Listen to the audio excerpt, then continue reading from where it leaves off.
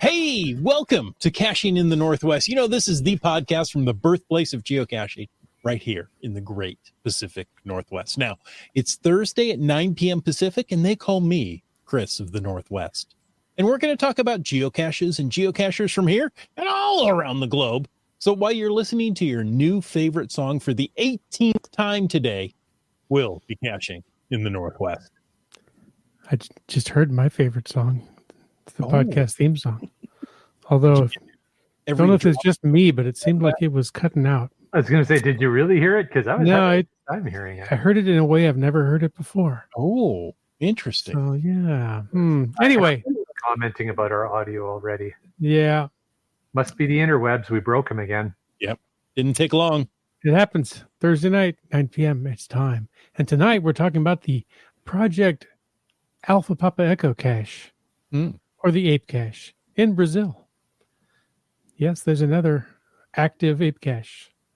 Live audience, tell us about your visits to Brazil, or just about your thoughts on A.P.E caches, or whatever you like to talk about. Your thoughts on apes. Yes. But of course, first we have to bring in our pair of buffy-headed marmosets. Some say they're waterproof up to 5 feet. And others say they read books from the end to the beginning to avoid surprises. All we know is they're called land monkeys. Yeah, just to be clear, we're water resistant. There's an important difference there. Yes. Just if anybody was thinking about throwing us in the lake to go get a cache or something. Not more than 5 feet. That's so right. If you weigh the same as a duck. Yeah. Oh, okay. Never mind. That's how you tell if we're a witch. Small rocks. Yes. Very small rocks.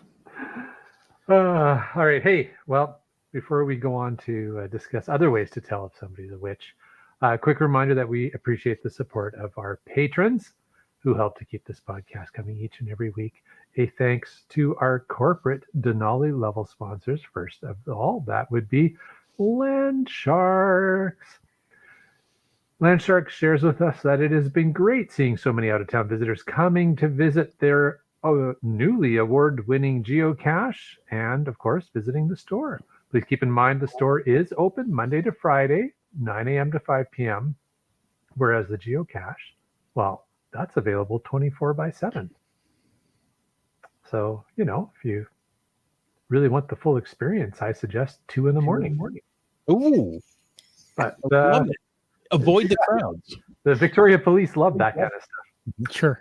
Anyways, check it all out at Landsharks, LANDSHARKZ.ca, and our other corporate Denali level sponsor, well, that's Gold Country Geotourism. Visit exploregoldcountry.com, learn about the Geotour, the regions, download the app, and plan your trip. Well, hey, the snow is starting to melt. It's time to plan your trip to Gold Country.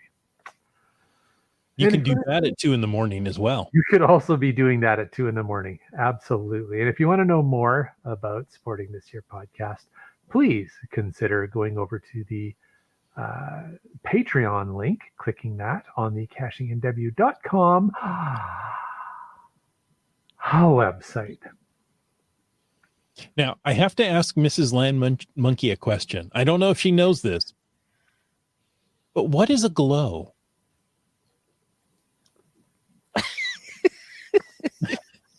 Aha! That's a geocaching log of the week. Oh, man, she knew it. Wow. What is a glow? You know, we often are asked what is. Hold on a minute. If we're going to go glow trivia, Mrs. Land Monkey. No pressure. Who's the grandmother of the glow? The glow mother? The glow mother. That's what we call it. Who's the glow mother? Oh. I don't know. Someone you know well. I didn't think it was Jay, but nope. I'm one mother of a glow, but I'm not the glow Would mother. it be from Dora Moore? It is. Oh, yes. Nailed it. Ding, ding, ding, ding, ding, ding, ding. All right. Give that monkey a prize. Yeah, you're done for tonight. Good job. Awesome. Glad I could be of service. Push your hand in that tiny hole and grab the shiny object. Well, folks, we need your glows, and we thank you for sending in glows via email. But you know what? You can tell us glows in many different ways. You could, email. You could send a recording. You can even call into 253-693-TFTC, because whether you read it or whether you wrote it, we want to hear it, because great logs simply make geocaching better. It's a thing. It's a thing. It is. So let's see. This week's glow, it looks like it came to us from Just Finding Our Way. Yes, it did. He found his way. Okay, and the log says, I got a log on one of my caches today that made me laugh. The cacher wrote a log that only makes sense when you understand the cache. The cache is called Exact Change. It's GC Alpha 97 Romeo Zulu, and it's a birdhouse-style field puzzle that requires you to count up all of the change that is embedded into the structure under fiberglass and epoxy. It says it's another one of my caches mounted on a light pole in a church parking lot. Easy to find, but more challenging to open. And if you're watching the live video feed, you can see a picture of the actual geocache container right there. There's coins embedded all around the birdhouse type object. So there you go. So, Kingdom Servant apparently searched for and found it. They wrote, we came here for a change. We wonder at the clerk who handed out a fistful of coins, but not of dollars, plus no receipt. What is the world coming to? But a penny saved is a penny earned. Not sure, since it's all quite one-sided, but a numismatist could leap for joy and wreck the cash. We counted our blessings and were not shackled in doing so, naming them one by one, and calculated the cost of this escapade. We weren't shortchanged nor disappointed as the register opened to a satisfying ka-ching. Quite a fun time, so we'll spend a favorite here. We took the traveler and left two that we had with us, one of which is unactivated.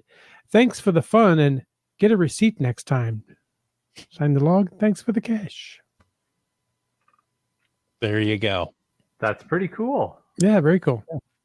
Where was that? Did we know where that one was? It's right there on the lamppost. Yeah. Well, no, it's I don't know, but somebody in the chat, I'm sure, will look it up and let us know. Mhm. yeah. That's Near Phoenix, Arizona. near Phoenix. Okay. Well, Thanks, Bradley. just wanted to put on the future finds list. Exactly. There you have it. So, folks, if you want to join into tonight's chat, maybe talk about change in a cache, or change on a cache, or counting change on a cache, or talking about Brazil. Not the movie, not the boys in Brazil. That's totally different. We're talking about caches in Brazil. Use the hashtag Brazil. I thought that would be more appropriate than the hashtag A.P.E, right? You know what, tonight, just to keep the chat lackey on his toes, we'll allow both. Ooh, Hashtag A.P.E or hashtag Brazil. chaos. And if things go wrong, the chat lackey could go on strike, and we'll have to, How do do you the tell? next show without him. But in any case, make sure you also use the hashtag FATAS to talk about something we want to talk about in the after show, right? That could be an event you're going to, a new cache you found, something exciting, maybe not even cache related. I see Maybe folks are already fatassing, Yeah. That's right. so that's awesome. And now, thank you for doing all of that. Use all those hashtags. Keep our chat lackey busy, and we'll get on to the news. The news. Well, here it is. Springtime. That time of year is rolling around again. We often underestimate our reliance on GPS. But over the course of 24 years, it has fundamentally reshaped our lives in the world we inhabit. Imagine, if you will, how different our daily routines would be without GPS technology. I'm old enough to remember what it was like, so I don't have to imagine very hard. But among the many things that have changed, paper maps would be necessary. Mm-hmm. Navigate from point A to point B. You can't just plot it in your phone GPS and get turn-by-turn delivery tracking. That's not even an option. And, well, geocaching. It never would have come into existence. We'll trace this transformation back to a warm spring day, 2nd of May, 2000. Geocachers have dubbed this Blue Switch Day. Before this date, the selective availability restricted accurate GPS technology to military use only. However, on Blue Switch Day, the U.S. government made a landmark decision, and it opened up accurate GPS technology for public use. Some would say this is the best thing to ever come out of the Clinton administration. Jim, would you say it's a landmark or a waymark decision? Oh, Sure. It's a geocaching decision. It's a Frabjous Day. Kalu Kalei. Nice. Geocachers commemorate this day as a milestone, marking it with pride and celebration. The advent of precise GPS technology brought a new era of possibilities, fostering innovation and exploration worldwide. It's no coincidence that the very next day, on May 3rd, 2000, the first geocache was hidden, giving birth to the name of, well, geocaching. HQ has created a souvenir for geocachers to celebrate Blue Switch Day, as they often do. To earn that geocache souvenir, you must find one geocache or attend an event or find an Adventure Lab location between May 2nd and May 5th. They're being a little generous there. You got 4 days to do it, but it's coming up just in a couple of weeks. I'm glad they didn't say you have to find 9 caches on one work day.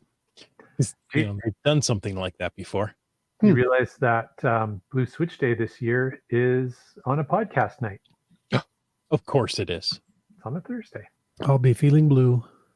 I still like it as Big Blue Switch I Day. know. I was thinking that as soon as Jim read it, I was thinking, isn't it Big Blue Switch? No, that's an us thing. No, that's what it used to be called.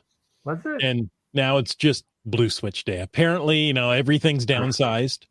It's shrinkflation.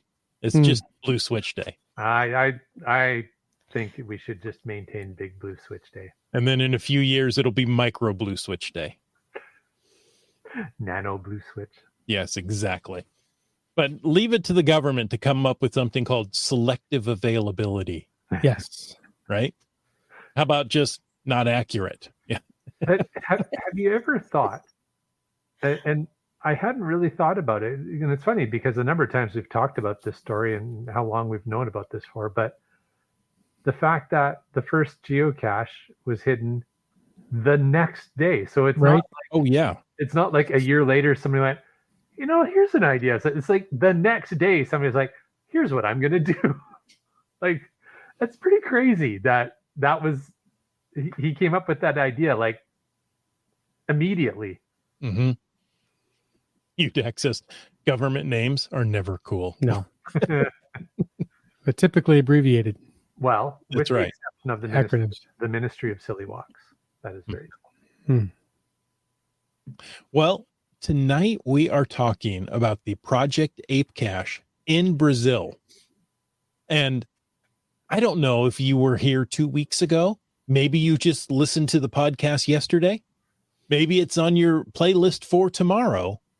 Nonetheless, let's give a little recap of how the monkeys ended up in Brazil. When we last joined our intrepid travelers, they were on yet another once-in-a-lifetime journey to the southern hemisphere, the south half of the world here. Yeah. So, again, as Chris said, sort of throwing back to the last time we had Mrs. Monkey on the podcast a couple of weeks ago. Which I think we should have her on the podcast every couple of weeks. Works for me. I'm fine with it. Mm-hmm. But,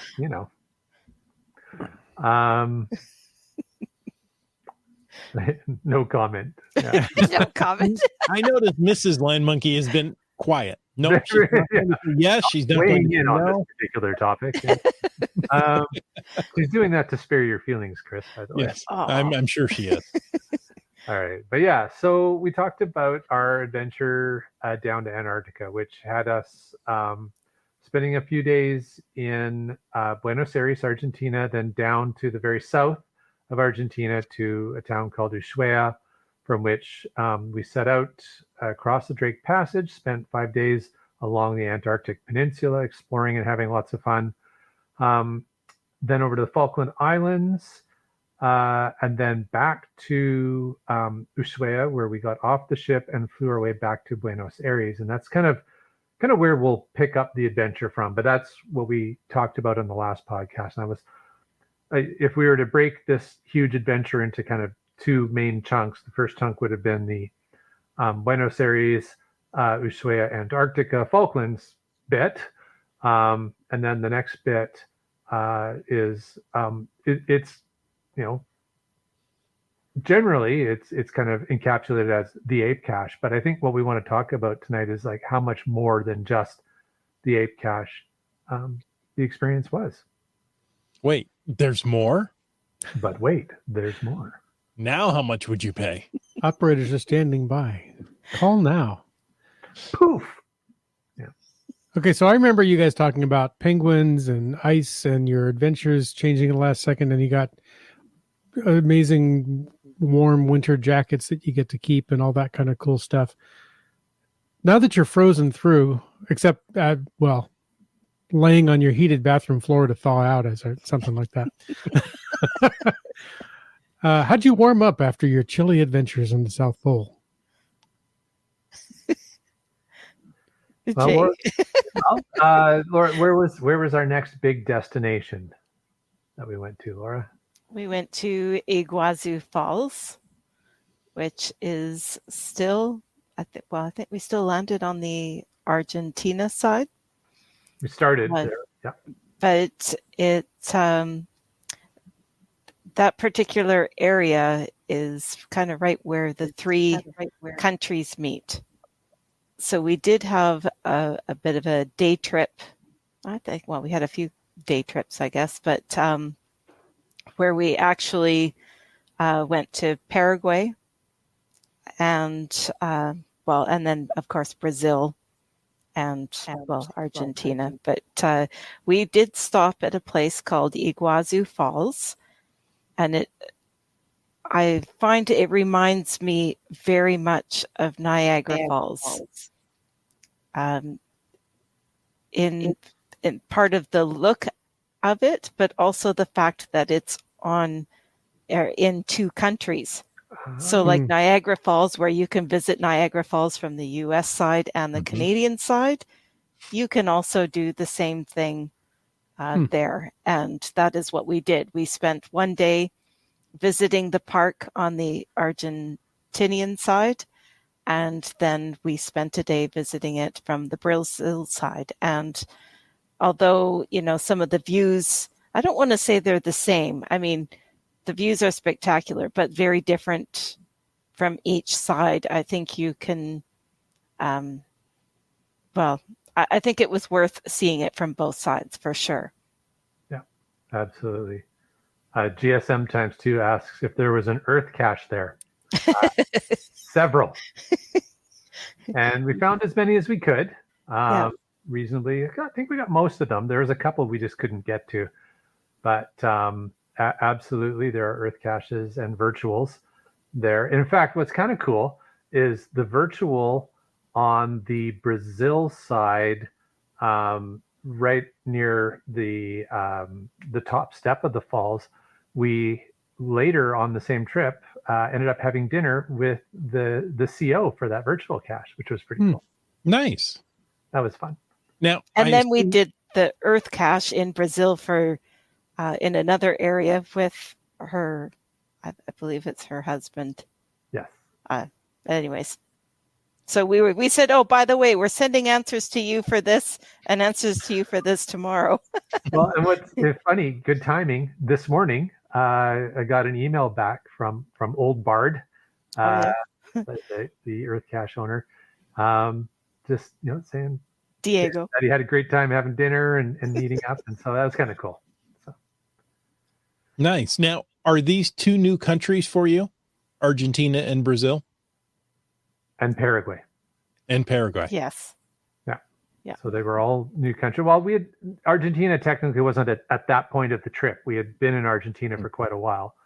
But yeah, I think it's interesting that you compared it to Niagara Falls. And at first I was going to go, I don't know. I think it was quite different, but I got your point in that it was because it's at a convergence of the border of two countries right at the falls, so you can visit it from either. There's some nice hikes on both sides with a good handful of geocaches to find. What about the boat ride, Laura? Okay, so the boat ride you can take on the Brazil side, and you can choose to take either the dry boat or the wet boat. And Francis, our guide, kept saying, well, you're going to get wet. And, at times you're thinking, okay, is water just going to splash over the side of the boat? Or is it going to be misty? What are we talking about? And I'm like, so should I take off my socks and shoes? And he said, yeah, I'd take them off. So, which was a good thing, because I think I had more water dumped on me than what I would have for my regular morning shower. So,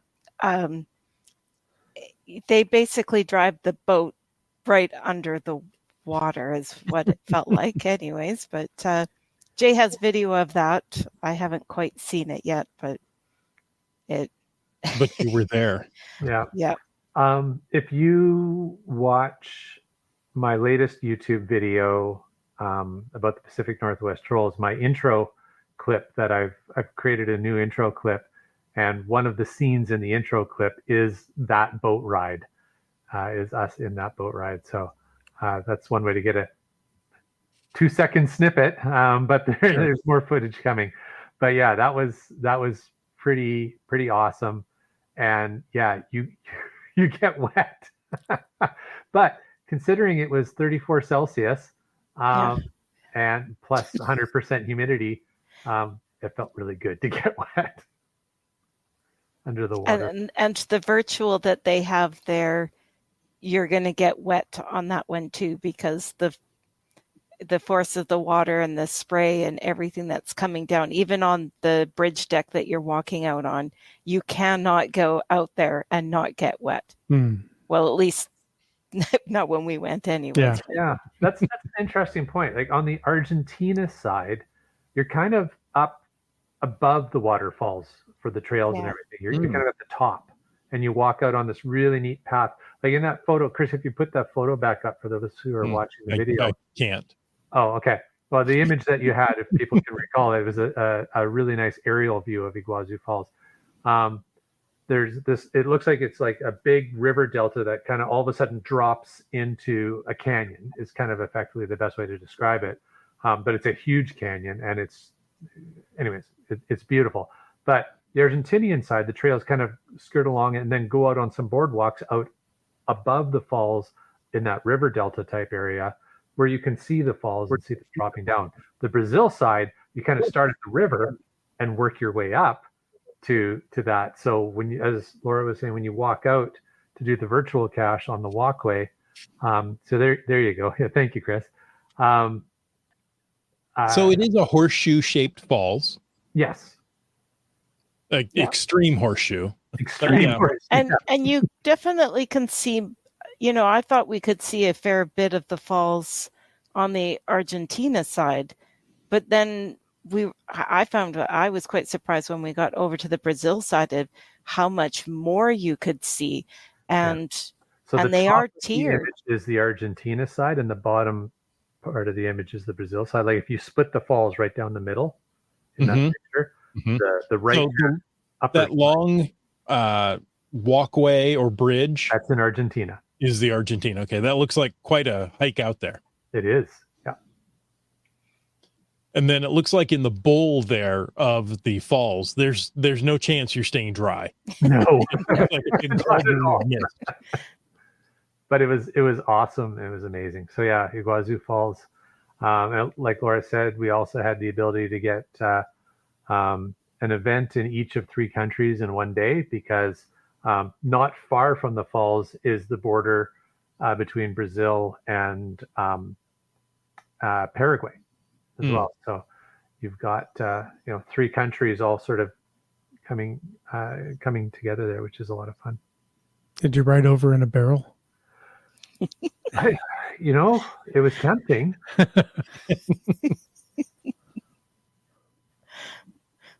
Not today. No barrel. No, you don't get to log the Earth cache. Sorry. Nope. That's right. Would have been a barrel of monkeys. Yeah, exactly. It's Nice. a monkey chow. Now, while you were there, you also went to Brazil and you found the infamous Ape cache, which we have to say probably has had a longer run than any of the other ape caches, right? Because the one in Washington was disabled for a period of time. AWOL. Yeah. But the one in Brazil never changed. No, it hasn't. But, again, reminder, kudos to the squad that went out and recovered the Washington one. My goodness, we all owe them a huge thanks ongoing for recovering that, for sure. So the Brazil one, same kind of container. So if you've found the Washington cache, you can picture the very large ammo can. Same kind of container, but this one's a lot more remote. Like not just the park that it's in, but even once you arrive at the park, to get to the cache is a much more challenging trail than the walkout to the Washington Ape cache. Nothing against the Washington Ape cache. Beautiful location. Absolutely love going out there. We've been out there many times, time over time, for the good old Go and Ape event. But yeah, maybe I'll just the park itself. It's Intervalos Park. It's about 5 to 6 hour drive from Sao Paulo, Brazil, inland. Wow. Okay. So you are quite a ways out to get to the park there. Laura, did you want to maybe talk about the morning that we went to the Ape and the Lookout, about the hikes? Yeah, sure. When you think of the jungle, I don't know what I was expecting, but honestly, I didn't find the trails any worse than what we would have typically at home. It's just that your trees and bushes look a little different. So I didn't think it was that bad for the main trails. The park I thought was very well kept. But it's my understanding for the actual trail for the Ape cache that they kind of purposely keep that one not maintained so that people don't go down there. So if you're hiking the regular trail, you can't tell that there's a trail that all of a sudden branches off. But, once you get a little ways in, it's like, oh, yeah, you can kind of see a bit of the trail. Now, we had a large group, so we had split the group into 2. And there, at one point, we're in the trail, I guess, a split says we're coming up. You can go to the Lookout Tower in one direction. So half of us went to the Lookout, and the other half made their way to the Ape cache. And the idea was we were to come down afterwards and kind of swap. But for going to the Ape cache, the first group, of course, people hadn't gone through for a while, and Francis had his machete and had to, kind of whack at the bushes, because I guess people don't, they just don't go that often. So, for our experience, we were the second group coming through. And so what ended up happening was we got up to the top faster and back down, and hadn't met up with the other group yet, and went, And so then we started down the other trail, and we basically caught up with them as they were just getting to the Ape cache. So we were all there together anyways. But I mean, that was still kind of fun. But I couldn't say how rough the trail was, because I thought when we went through, I thought, oh, this isn't so bad, but I don't know how much he whacked away with the machete before we got there. Sure. But that looks like part of the view at the top of, is Yeah. that one of your pictures, Jay, from the... That's one of my pictures. That's the view from the lookout tower that Laura was talking about, the first hiking morning we did with the group. So that's pretty much what you see, kind of 360 every which way you look around from the top of the tower is just green everywhere. The monkeys. Yeah, that was probably before some of the bugs started coming, although that wasn't that bad up there. But yeah, so, but I also thought, I guess in my head, that hiking out to the Ape Cache was going to take a very long time. And I think we started around, 9 o'clock? And we made it up to the tower and to the Ape Cache, and back for lunch by around noon. Although I thought at one point they had thought we'd be back around 2, but we were pretty quick. And I was thinking, I thought it was going to be a longer hike, and not to say that it's not long, but I don't know. I don't know what I was expecting, but loved the park, even to do the rest of the caches that were in the park. The trails, like I said, were pretty kept up, and so I don't know. I enjoyed it. It was just warm. You can see we're in long sleeves there. I typically don't wear long sleeves.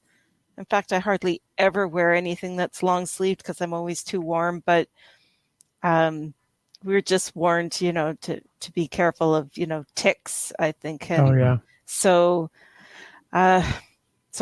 long pants, or pants where I had the bottoms of my pants tucked into my socks, and it was warm. I think a lot of us were fighting with heat rash around our ankles, but I don't think the bugs ended up being as bad as we were expecting. Now, it could be worse maybe other times of the year, but I think our guide got most of it when he was bushwhacking for us, but I didn't hear too much from too many other people, at least not a lot. And you did have an official guide to help you through? Yes, in fact, there was we had a second one for the one day as well. So he took us up to the tower and was going to be swapping, I guess, with the other group afterwards. And I mean, I don't want to say we probably didn't need him to take us up to the tower. It was, it's not like I didn't think we were going to get lost. It was pretty self-explanatory. But yeah, we did have a second one just for the morning. Mm-hmm. Yeah, the tower trail was pretty straightforward. But is it okay to say it, other than what you're looking at, like walking a trail, just like if I say GCD, Chris isn't going to hang up, is he? The show's over. Yeah, it was very similar to the trail to GCD. Was the trail up to the tower, and there was a couple of caches along that trail, and then one right at the base of the tower itself. Yeah. So that's kind of cool. See, a question from Komikino. Did we have any Cody encounters? So yes, when we were in Iguazu, they were all over the place. They're super cute, but they're like, there's signs all over the park, and everybody in the park, including our guide Francis, was like, just be careful, because they can be kind of like aggressive raccoons about trying to get you. Yes. So if you were to buy something from their snack shop, where they have their picnic tables outside, it's actually completely caged in, because those things, apparently, even if you put something in your pocket and they smell it, they come over and they will tear your pocket right off of you. So they are aggressive. Pretty aggressive. It's funny, Komakino, and particularly that Komakino asks this question, because I'm sure he's familiar with them from the comic book that he co-created. That was my one regret from this trip, is that I did not remember and think ahead to bring my copy of the book with me to get Francis to sign, because Francis is also a character in the comic book, and his character is a Koti, I believe. So that's why he asked. Yeah, exactly. They're all over the place down there for sure. Oddly, we didn't see any in Intervalis Park, but we did see lots of footprints from tapers. So, yeah. Francis said he was trying to go out and see if he could spot them, because they're either out early in the morning or in the evening. But yeah.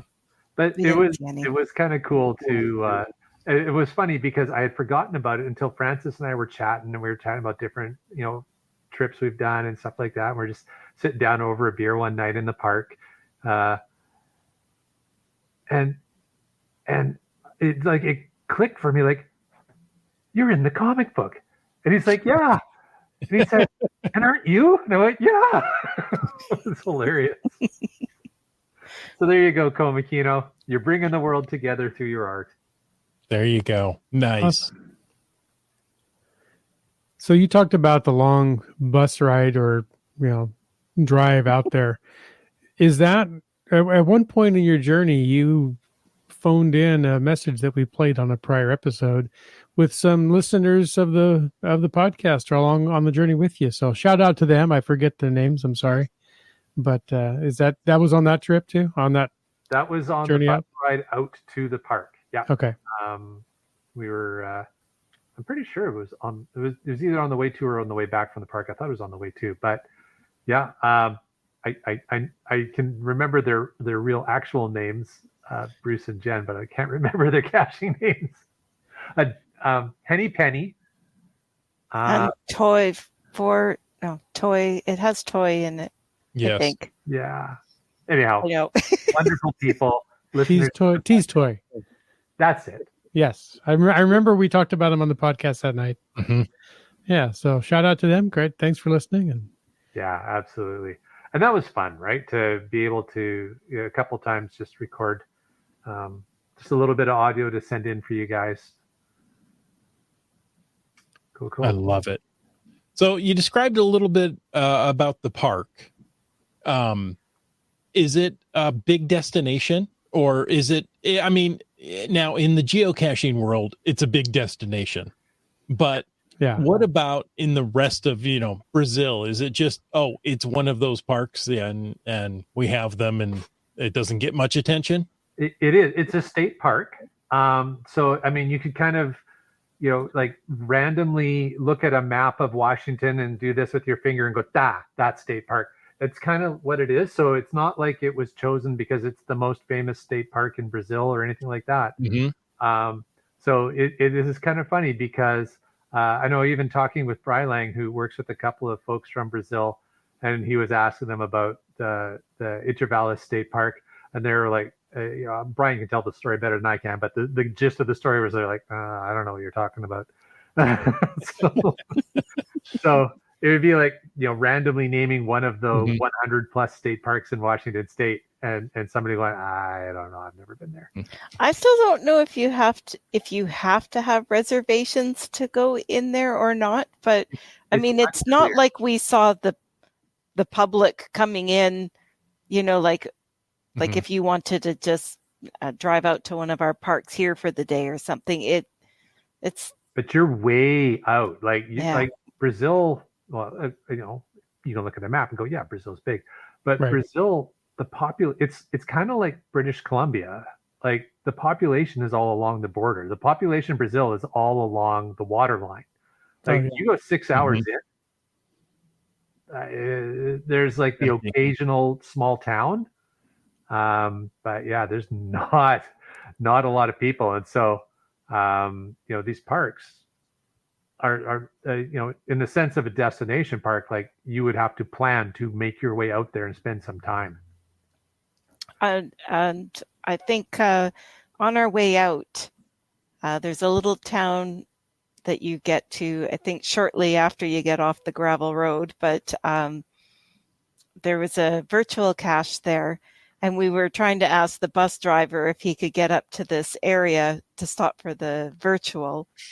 And they said, no, we can't get the bus up there, but we can stop here, which was very close by.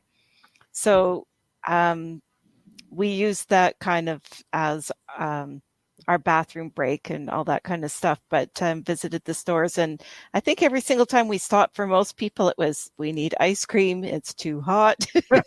But Water, yeah. But Francis came back on the bus and he says, he goes, you guys, you're the talk of the town. And I think the little boy in the store was just tickled pink because he had never met anybody outside of Brazil before. So one of the guys on our trip always carries the little Canadian flag pins. And so pinned one on him. He's got a great photo of this kid just grinning from ear to ear. But that part was kind of fun too. Yeah, shout out to Indigo Dave if he happens to be listening to this podcast, for just making that little guy's day like that. That was awesome. Nice. But I think that's one of the other things I wanted to talk about the park a little bit. And Laura's touched on a few things, but whenever you hear people talking about going to the Ape Cache, of course, it's the excitement of going to the Ape Cache, and as we said, that is not a maintained trail. So when you get out to Intervalley State Park and you're making your way there, but there's also an adventure lab. There's also a geo tour with a variety of cache types in the geo tour. I was going to ask if you hit the geo tour. We did. We got that completed. A handful of other caches in the park. So there's plenty of caching to do in the park. But even aside from geocaching, it is one of the most biodiverse areas in Brazil, and just the plant life and the insect life alone was remarkable. And then, the bird life, we didn't see a lot of reptiles or larger animals. They were there. We saw signs they were there, but we didn't see them. But my goodness, it's such a beautiful, amazing park to visit and explore. And we got to spend, how long were we there, Laura? 3 days? 4 days? I don't think 4. 3 days? Yeah, maybe definitely 3 days of hiking around and exploring things. Maybe 2. 2 full days? Maybe 2 full days. We got in late or around maybe just after dinner time, and by then it was already dark there. And then I think we had 2 full days, and then we left the following morning. At least I think that's how it went. But if you're planning on doing the geo tour, which at this point, why wouldn't you when you're there? I would at least plan for 2 full days, at least. I don't think you could do it all. Well, I don't want to say I don't think you could, but it depends on what your walking level is, because some of them are a couple kilometers and they're kind of in different directions. You're kind of almost in the center, and you kind of go a little bit this way, a little bit that way. So it could be a very long day if you tried to do it all in one. And it's hot. So so bring a lot of ice cream. Bring all the ice cream you can carry. Yeah. It's an amazing, beautiful park, and the geo tour it's well laid out in the sense that so there's, for the purpose of clarity, in case anybody's wondering, there is no geo coin to earn with that geo tour, at least not anymore. So it's about getting the souvenir. So you do want to find them all. But a number of the caches take you to some really interesting spots that you might not have known to go check out in the park if it wasn't for the geo tour bringing you there. Yeah. And they did have a nice variety for their caches as well. So it's not like every single one is a Tupperware container, or that every single one is a smaller ammo can or something. That there was variety. Either, yeah. Nice. So you were there for a couple of days. Yes. How were your accommodations? Where did you stay? They're kind of like bungalows. Now, would you call it a bungalow, I guess? The interesting thing was that there's one that's kind of close to the lunch, or the food hut that they have. And then they said, well, the other ones are about 500 meters away down the road. We're like, okay. It was more than 500 meters. It was, I think, Jay, you calculated it was almost 700. I thought it was like almost a kilometer, but it was about 700, 750 meters to. So, which was fine in the morning, but they give you the beds are very small. And they're either singles or they throw a double in there, but you're all in one room. So when you walk in, if you hear that the room has two singles and a double, well, the two singles and a double are all going to be in the same room. So it's not like it's separate. It's just one room. There's the beds and your bathroom. Now, we had hot showers, so that wasn't an issue. But I don't want them, though. No, well, you want lukewarm showers. First thing in the morning, maybe, but yeah, it doesn't take long before you don't want it that hot. But there's no heat or cooling. So for some of the others, like we were on the there's different levels for the rooms, and so we were on the lower level. But some who are on the higher levels were like, "Oh, it's so hot," and yet. Again, Francis has been there before, and he says, well, he goes, it's interesting because times we've been here, you're wearing your jackets to bed because it's cool cold at night. So it was very interesting to be on the other spectrum where it was like, no, it was hot. Yeah, we did understand that there was a heat wave going through at the time we were there. Mm-hmm. But there was a pool that they did maintain that was outside the one that's closer to the food center, I guess. And so, we were all in the pool by mid-afternoon, and and some of us were like, I know that there was a couple that was like, nope, I'm not even going inside to put my bathing suit on. It was just jump in the water right then and there. So yeah, there's two pools, but one didn't really get used. The older one is actually fed directly from the water off the top of the lake. There's a sluice system so the older pool is a little bit lower than the lake, and there's a sluice system that feeds water constantly down into the old pool. But I think they kept emptying it and they had people in there doing some either maintenance or cleaning it. But the newer pool, the one Laura was saying that did get used, is a little more of kind of like a modern pool you'd see at like a motor hotel. Mm-hmm. That you can kind of picture that's more like what that was.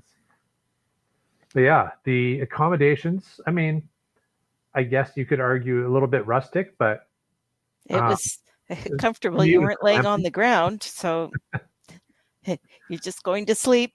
Exactly. No, they're really nice. They're great little rooms. You just have to be prepared. There's no air conditioning, right? So you understand that when you're going in. They basically provide you something comfortable to sleep on with and clean with a I don't want to say a quilt or a blanket, stuff, and a towel. I mean, they don't provide your shampoo and soap, so you got to make sure you have that kind of stuff. But you have at least got a towel, and they do provide you with your fresh towels the next day as well. So yeah, nice. Anything exotic on the menu? The food was awesome. So what we understood is because we weren't the only people staying in the park at that time.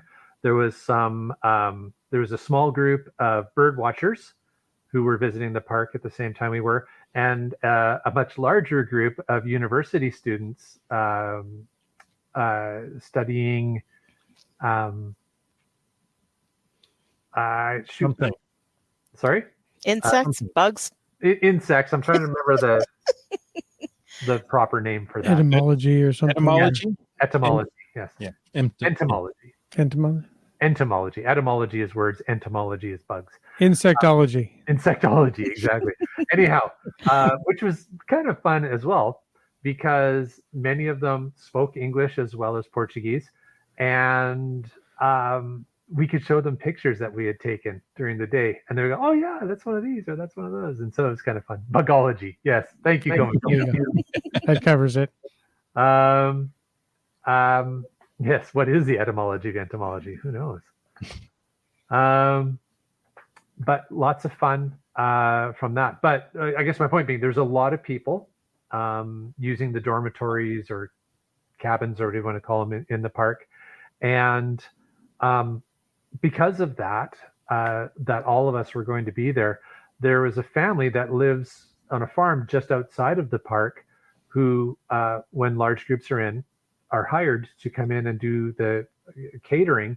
And I'm air quoting catering because basically it was mom organizing the family to do the cooking for all the guests, and it was like Brazilian home cooking. Awesome. Just at that scale, every night for what I guess maybe total of us 60-70 people.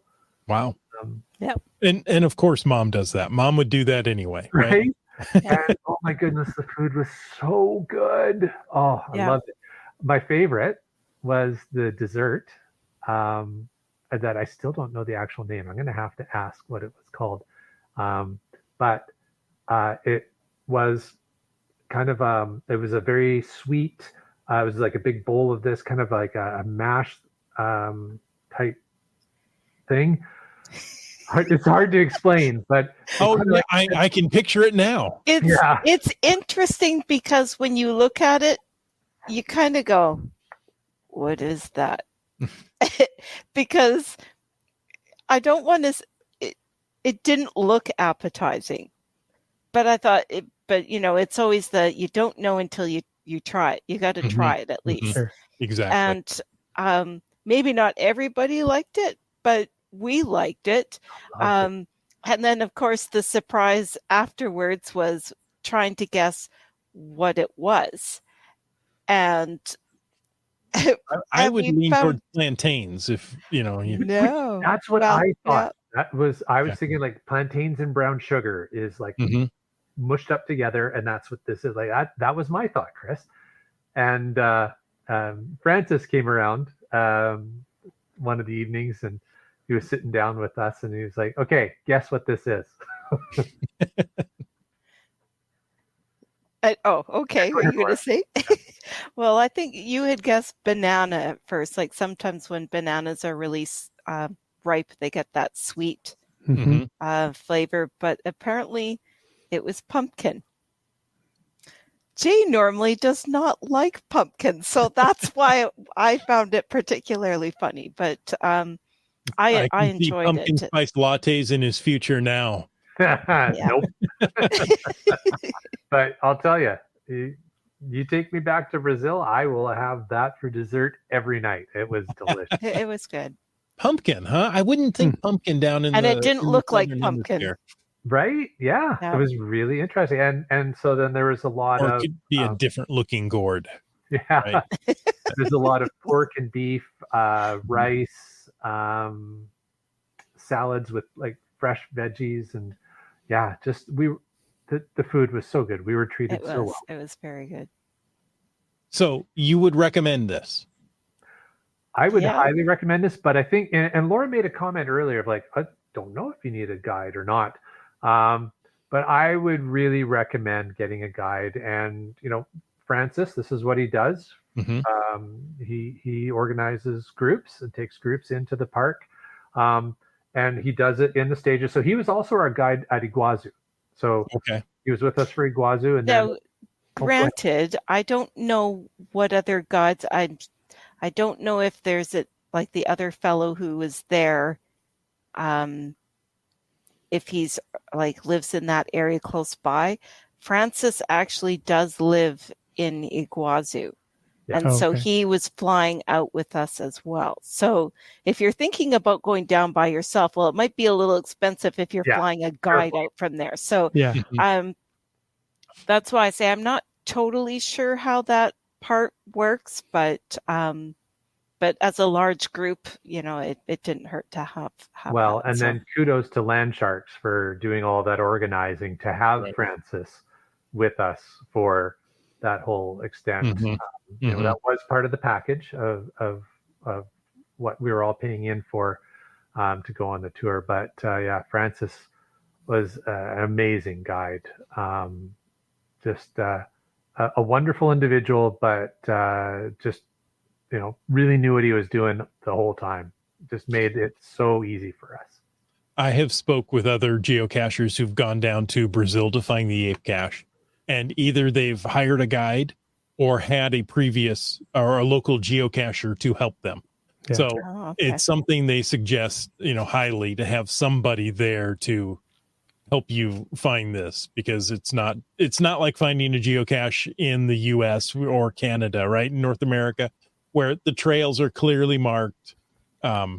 This can be a little different. Not under You're standards. in rural Brazil, 6 hours out from Sao Paulo. Like if you're not Portuguese speaking, you may have some challenges there too. Exactly. And to know, wildlife and plants and such that, don't touch that one. Right. Yeah. Don't eat those berries.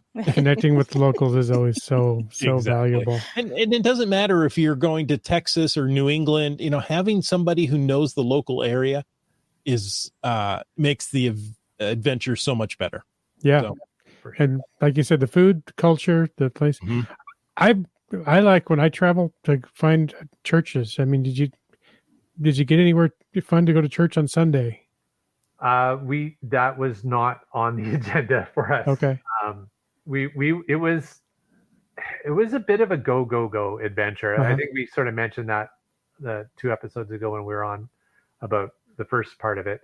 So there wasn't a ton of, let's call it, downtime or time for things outside of kind of what was scheduled and planned. So it wasn't like a complete flat out panic the whole time, but Sure. it was definitely a geocaching trip. Mhm. And it was definitely a travel adventure, getting to see some amazing places. But no, we did not get an opportunity to go to any local churches. There was We found a chapel. I found a chapel Oh, that nice. is in Intervalos Park. So if you're caching, you'll come across that. And so I think Jay's got pictures of that too. That was cool. It was really neat and it's one of the stops on the Geo Tour. So if you're doing there you it, go. So you're going to find it. you Yep. will find it. But Nice. what was quite curious about it is that it was like this really old, it looked like a turn of the century barn is what it looked like, right? So you can kind of picture like the old faded wood and everything, right? You can kind of picture that. But you walk up and you kind of look through there's no glass in the windows, they're just open. You look through and there's pews all set up, but just like old wooden benches for pews set up. But then at the front, they had like the Eucharist all set up and everything. It was like they're ready to do the service. Very cool. It was like with a white linen cloth on top and everything. I was like, wow, this is actually a used chapel. Nice. It was quite fascinating. Good question, though. I have not been asked that question before, Jim. If nothing else, I am unique. Never been an argument to that. There is no doubt. Well, guys, thank you so much for coming back and telling us the rest of your adventure. We'll expect Mrs. Land Monkey in the next 2 weeks. That's right. Now that we've got her on the schedule. We have established a pattern. Yes. Does that mean I get every 2 weeks off? Sure. Okay. As long as Mrs. Land Monkey's here. And a podcaster to be named later. Yeah. On waivers. We're trading up. Exactly. So, folks, thank you so much for tuning in. We hope you enjoyed this episode of Caching in the Northwest. I don't know what I was trying to say. Everywhere. Yes, we want to take a moment, as we always do at the end of the show, to thank our sponsors, Land Sharks, LANDSHARKZ.ca, and Gold Country Geotourism. Landsharks.ca is the outdoor adventure and geocaching store. Check them out online. Remember, they're shipping those online orders daily, and any hour of the day you can go find that award-winning geocache. And for absolutely amazing geocaching adventures, check out exploregoldcountry.com. And don't forget to download the app and plan your geocaching adventures in Gold Country. We want to thank all of our faithful Denali level supporters and sponsors. That would include Land Sharks and Gold Country Geotourism, but also Groovy Owl, Cool Cow Cachers, and Cachly, the geocaching app. If you want to know more about supporting this here podcast, please remember to go check. Oh, I was just about to say it backwards, but click on the Patreon link on the cachingandw.com website. Like active in the chat, just Carlo. And like Butterfly Girl. And like J-Car. And like Boomer365. And Teus. Sege Hove. Ari. 5, 4, 3, 2, 1. Peach of Washington. Team Noltex. GeoBirder. B Pendragon. Kitty Quest. Ackerdoc. The Camp Clan. Wino Seattle. CRS 98. Also active tonight. Yeah. Geocaches. UDAC. Wet Coaster. And Green Words. Drexer. Nervous Energies. No, it's like a horse. I've got to come up with a different one for that. Let's see. GeoNav Pro. Kev MacD. Sorry about that, Wits End. Gas Station Tuna. Dora Moore. Genies. Logwork. You Talks to Rocks. MC3 Cats. Flagman. Mountain Bike. Our favorite kitchen appliance, the LG 9000. Skyhawker. Mnerf. Kid Vegas 19. GSM times 2. Ooh, sending in a glow tonight, just finding our way. Al Robrick. The Underground Subway Mark. Korsgat. Railroad. BC Rockcrawler. The Seebeck Tribe. Someone from one of my favorite places in the Northwest, Whidbey Island Gal. And, of course, Limax. Thanks, folks, for taking the time to listen to this episode of Caching in the Northwest. Your support helps keep the quality shows coming. So if you like the show, please click the Patreon link on the cachingandw.com website. Now, if you like the vibe, please subscribe. And if you didn't like what you hear, let us know about that too. But you got to subscribe if you want to find out if we ever talk about what you ask us to. So if you were in a restaurant, you would tip. If you were in a live audience, you would clap. But since you're on a podcast, leave us a free, fast, fabulous, fantastic 5-star review. And of course, you can call into 253-693-TFTC. And ask us a question or, send us to the Ape Cache any time of the day or night. And of course, you can email us at feedback@cachingandw.com. Join us every Thursday night at 9 p.m. Pacific for a live show and chat. This show's produced by Chris Umfenauer, Jim Paulwitz, Jay Kennedy, Brian Lang, and Mrs. Landmonkey. The show's under Creative Commons Attribution 3.0 license, copyright 2024 by Chris Umfenauer.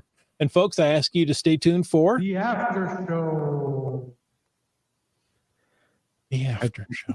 I didn't think of a witty thing to insert there until later, and I should have said send Landmonkey a pumpkin. Oh, yeah. Anytime, day or night. There you go. Funny. Wilbur. That was Nervous Energies. Yeah, trying to be nervous, but I come out sounding like a horse, and it's just it's not what I'm going for. I'll come up with it. Just give me some time. Mr. Bottle of glue is a bottle of glue, and no one can talk to a bottle of glue unless that glue is who, the famous Mr. Ed. Well, it was Mr. Ed. Youch. Oh, too funny. We had some after show stuff. What do we got? Cliff wants to know snakes or bugs. Which was worse?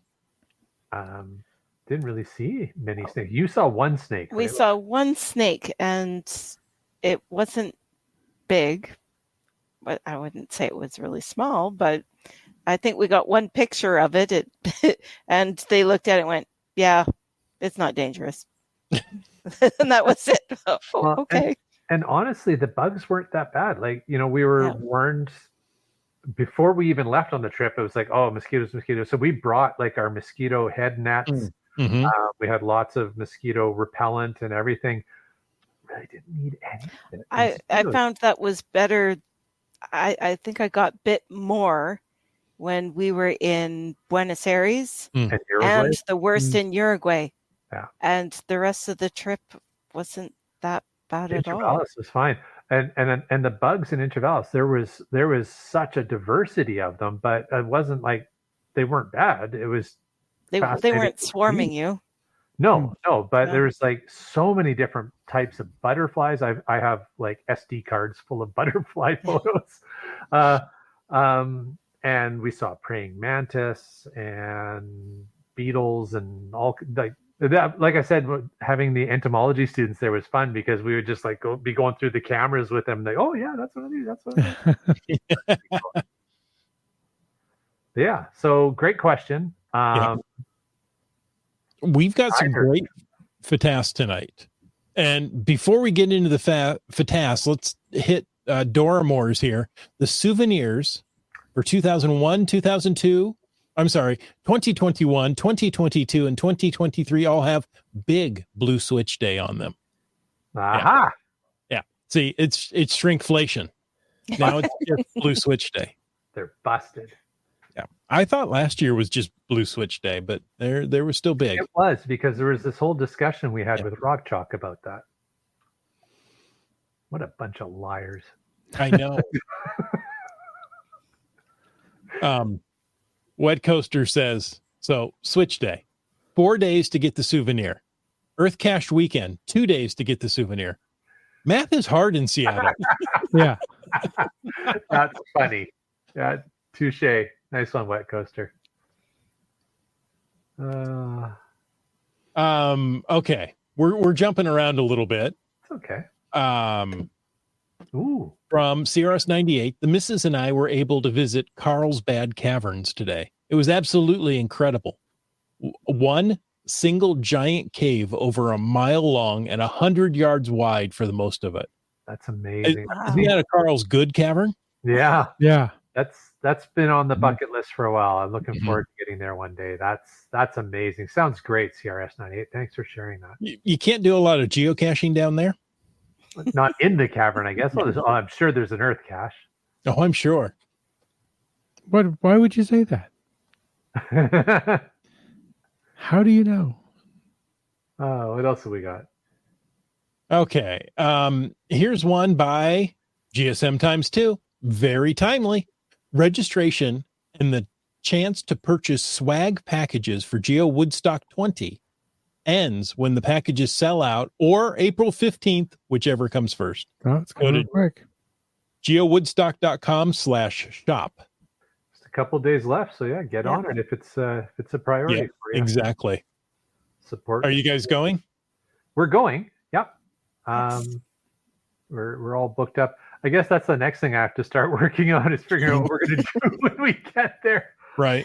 I'm still just like, okay, I guess I better start planning that one now. It was like, we'll buy the flights, and we worked with our friends and got the accommodations, and we got our rental car. It was like, okay, the essentials are dealt with.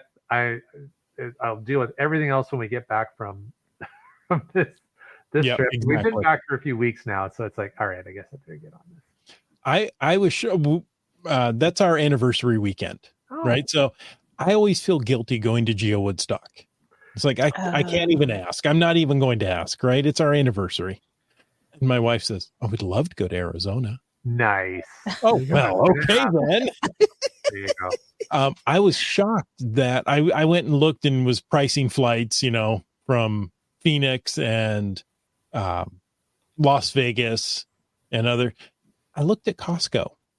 They got me right into Flagstaff with a hotel and a rental car for less than I could fly into Phoenix.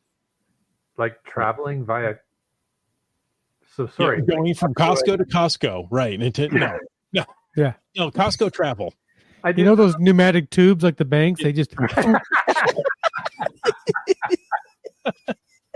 That's awesome. Just make sure you make that right turn at Albuquerque. yeah. Oh, I love the visual of that, Jim. As long as it doesn't end like Charlie and the Chocolate Factory. That's right. Tuck your shirt in. It's going to be important. Too funny. What else have we got here? Okay. Pull up. Oh, okay. Yeah, let's do this one. So, and nervous energies. It's just nervous Come energy. on, Chris. I don't know how to be nervous. I got to rattle my teeth or something. Trip to North Vancouver, ended up with a few DNFs, but found the infamous Ex Libris cache that had amazing time surrounded by floors of books. That's a fantastic library cache. I had a YouTube video of it years ago. If you want to watch a great YouTube video for it, check out Just Carlo. His YouTube channel. He's got a fantastic video for Ex Libris. But yeah, that is a great destination cache up here. It's in our main public library in Vancouver, which is a very impressive building to start with. So, and a well done cache. So very good. I'm glad he enjoyed the trip. Hey, and speaking of nervous energies, I have been enjoying Tony's coffee every morning lately. So, shout out to Tony's Coffee. Why is it? I don't know why it's infamous. Maybe famous is a better word. It's infamous. It's beyond famous. More than famous. It's like Inception. It's like famous inside of famous. That's right. I didn't know it was famous. I recognized the name, but It's loaded up with faves. So, okay. And I think it's been a geocache of the week. If not, should be at some Should point. be. Yeah. Okay, I'm avoiding one because I think we're going to talk more about it. But let's come back. Komakino says tomorrow's episode of Caching with Komakino or Geocaching with Komakino and the kid will feature a Ballard troll and Mr. and Mrs. Land Monkey. That says Comic Neo. Comic Neo does. Ouch. Well, he does comics. He's a comic Neo. Yeah. In their new comics, they've never been done before, so it's a Comic Neo. Yeah. It was a good visit with him. It was a fun visit with him. It's too bad the kid didn't come along, but that's all right. We still had a hoot with Komakino. A hoot and a half? A hoot and a half, indeed. That was a lot of fun. Did you guys do anything for the eclipse? You know, unlike Starcacher, who happened to be in the path of the eclipse. This is on Monday. Even though my home was in the path of the totality for 2 minutes, I drove 80 miles away to Norwalk, Ohio, and I know where that is, to get almost 4 minutes of totality. Just drove 80 miles for 2 more minutes. Really? Awesome. This is what this I would have done that. I would have too, totally. Also found 23 geocaches and DNF'd 5 before and or after. But apparently he found 23 geocaches in that 4 minutes of totality. That's right. Well, hey, Starcacher, congrats on that. I hope you had an amazing eclipse experience. It sounds like a great day. Hope you really enjoyed it. The eclipse experience in the Pacific Northwest was it's like, oh, is it eclipse all day? Because this is just like heavy overcast, raining. Yeah, I don't know. It was overcast. It didn't even look any darker overcast. So I was like, "Bleh." It was nice and sunny here, and I got the binoculars out.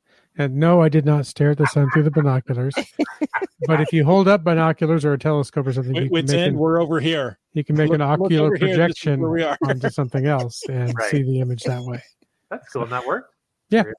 Mm-hmm. Yeah, he sent a picture. I sent a picture, yeah. Oh, I didn't see that.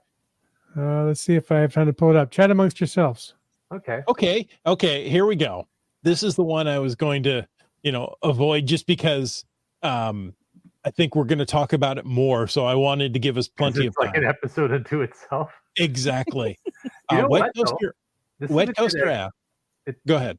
What? Well, I was just gonna say this is a good idea because we were the last couple of years we were doing like shows on destinations, and so then we'd bring a guest in and we would talk about visiting and caching in those different destinations.